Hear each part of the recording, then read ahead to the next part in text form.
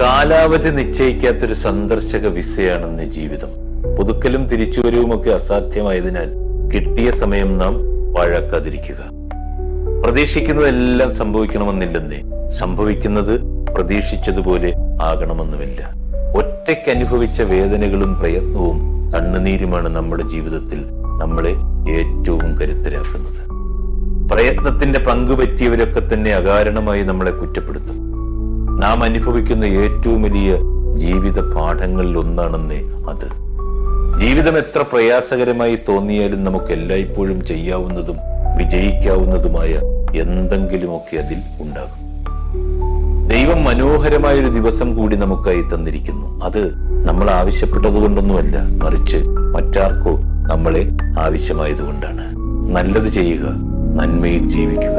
ഈ ജീവിതമൊക്കെ ധന്യമാകുന്നത് അങ്ങനെയാണ്.